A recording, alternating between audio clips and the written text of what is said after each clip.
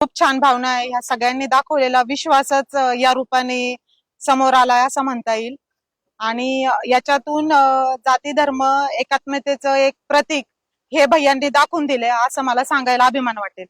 आता हे जे अजमेरला चालल्यात ताई, तुमचं नाव काय, तुमच्या काय भावना आहेत ताई? आमचं ना बानुशे टाकळकरवाडी सोने सांगितलं. काय या काम- फॅमिलीत तुमच्यासाठी काय केलंय? यांनी ना आमच्यासाठी खूप केलंय. आम्हाला काय एवढं नाही सांगता येत, बोलता येत नाही, पण यांनी आम्हाला रोडचे काम इथून मागे बी साथ दिली, आमच्या मुलांना इथून पुढे बी द्यावा. आता मतदानाला तुम्ही कसं साध्य नाही सगळी मंडळी तुम्ही? आम्ही सगळेजण यांना साथ देणार आहे.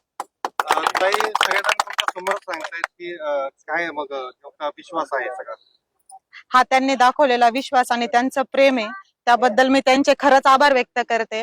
ऍक्च्युली या ताईंनी आल्या आल्या एक गोष्ट सांगितली, त्यांची मुली वगैरे सगळ्या भेटून, की आम्ही पहिल्यांदाच अजमेरला जातोय आणि ते तुमच्यामुळे शक्य होते. 61 वर्ष झाले माझं सासरी, मी अजूनपर्यंत गेले नाही, पण मानसिंग भैयामुळं आणि यांच्यामुळं आज मला जायची वेळ आलेली आहे.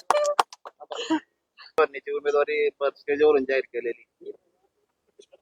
काय सांगताल आता त्यांना ते सांगणंच भाग आहे, कारण की जनतेची मागणी तर म्हणताच येईल, पण त्यांनी जे काही कामं केलेले आहेत किंवा जो पण काही संघर्ष केलेला आहे गेल्या एक 17-18 वर्षापासून, आणि माझं म्हणजे एक बायको म्हणून एक भूमिका की बाबा आज मला त्यांना साथ देण्याची म्हणजे खूप जास्त हे वाटते, गरज वाटतेय, आणि माझ्या रूपाने मी त्यांचं स्वप्न साकार करणार एवढं त्याच्यातून सांगेन.